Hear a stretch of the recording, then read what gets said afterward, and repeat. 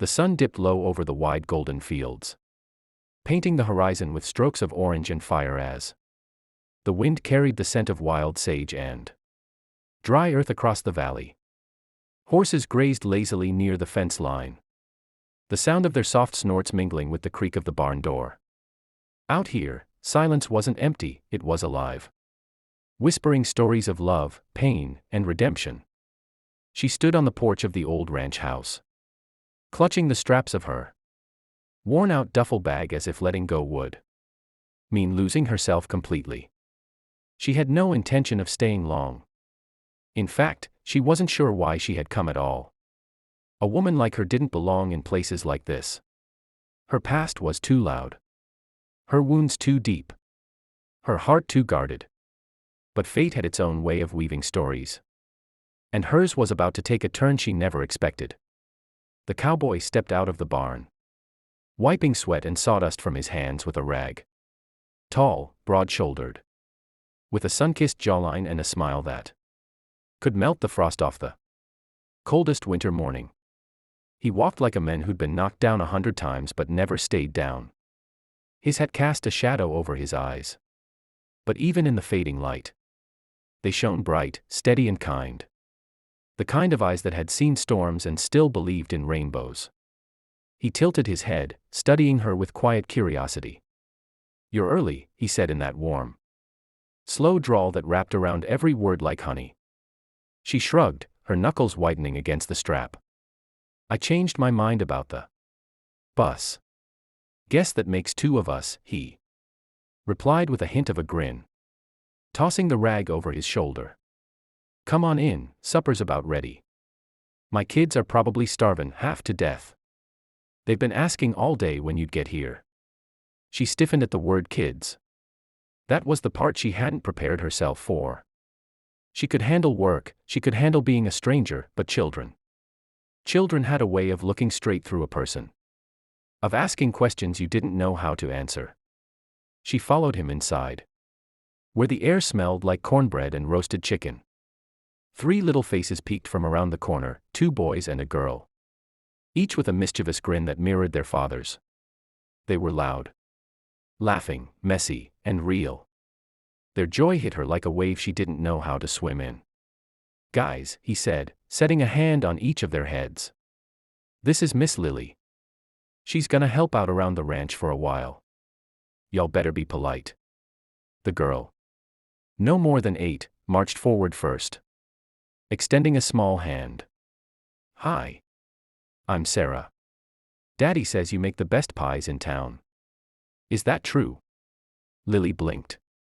She hadn't made pies in years. "I used to," she admitted softly, shaking the tiny hand.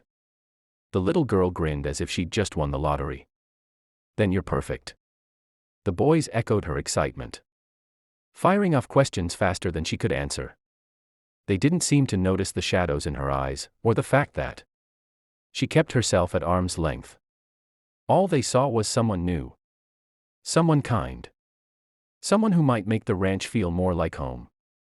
Supper was noisy, laughter, clinking forks, stories about runaway calves and wild adventures in the pasture. She sat quietly at first, watching the cowboy talk to his kids with a tenderness that tore at something buried deep inside her. He wasn't just a father. He was their world. Every word, every smile, every little joke between them painted a picture of a man who had built a fortress out of love after losing everything. Later that night, when the stars dusted the sky like diamonds, she found herself on the porch again. The cowboy stepped out beside her, leaning against the railing with that easy, confident air. "Not what you expected, huh?" She let out a shaky breath. "No. It's louder." He chuckled. "They're good kids. Lost their mama 3 years back. This place has been too quiet since then. You're the first to stick around longer than an hour." She hugged her arms around herself, the old ache rising like a tide she'd tried to outrun for years. "I should tell you something," she whispered, her voice cracking like brittle glass. "I can't have children." The doctor said it a long time ago. There's no chance. The words hung heavy in the night air, as if they carried all the weight of her broken dreams. She expected him to flinch, to look away, to let that easy smile fade into polite distance. Instead, he just nodded slowly, his eyes steady on hers. "Good," he said softly, a warm grin tugging at the corner of his lips. "I've got enough kids for both of us." She stared at him, caught between disbelief and something dangerously close to hope. He wasn't saying it out of pity. There was no trace of hesitation. He simply meant it. "You don't understand," she said, her voice trembling. "I can't give you, I didn't ask you to," he interrupted gently, stepping closer. "I ain't looking for someone to give me more kids, Lily. I'm looking for someone who'll help love the ones I've already got. Someone who won't run when life gets messy. Someone who knows what it's like to hurt, and still chooses to stay." Her throat tightened, hot tears burning the corners of her eyes. She had spent years believing her worth had an expiration date. That because she couldn't give someone a family, she didn't deserve to belong to one.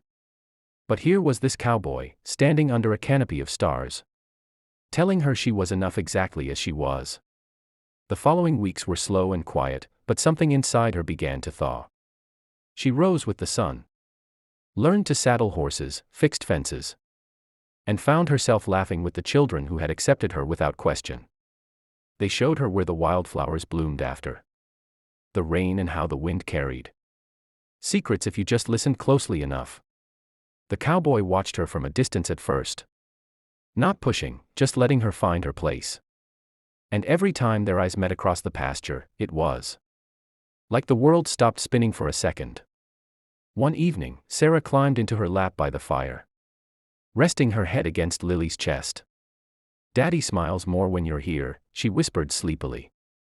Lily froze, her hand hovering in the air before finally settling against the girl's hair. "Does he?" The little girl mumbled. "We do too." She didn't know when the tears came, only that they were warm against her cheeks, and tasted like something new. Something like belonging. Later, after the kids had gone to bed and the ranch had fallen into that soft hush only night could bring, the cowboy found her sitting by the fire. "They love you, you know," he said, settling down beside her. "You've got a way of making this place feel alive again." She shook her head, still unsure of her own worth. "I'm not who you think I am. I've made mistakes. I'm not." He reached over, brushing a stray lock of hair from her face with calloused fingers. "Lily, I don't need perfect. I need real. I need someone who won't run. You've already proven that." And right there, with the crackle of the fire and the soft hum of the night, something shifted. Her walls didn't crumble all at once, but they cracked just enough to let the light in. She looked at him, this man who had built his life from the dust, raised 3 children with nothing but grit and love, and still found it in him to smile at her like she was something good. "I've been running for so long," she whispered. "Then stop," he said simply. "Stay." And for the first time in years, she did. Days turned into weeks, weeks into seasons. She taught the kids how to bake pies again, how to braid wildflowers into their hair, how to laugh without holding back. And in return, they taught her how to live. The cowboy never pushed, never rushed her heart. But every night, when their hands brushed or their eyes met, it became a promise, not of fairy tale perfection, but of a love built on real things, second chances, patience, and quiet strength. One spring morning, as the sun spilled gold over the fields, the 3 kids ran into her arms shouting her name. And she realized something she never thought she'd feel again. She wasn't just a visitor here. She belonged. And when the cowboy took her hand in front of the porch where it all began, his eyes soft and sure, he whispered, "This is home now. For all of us." She didn't need to give him children. She had already given them something far more precious, her heart.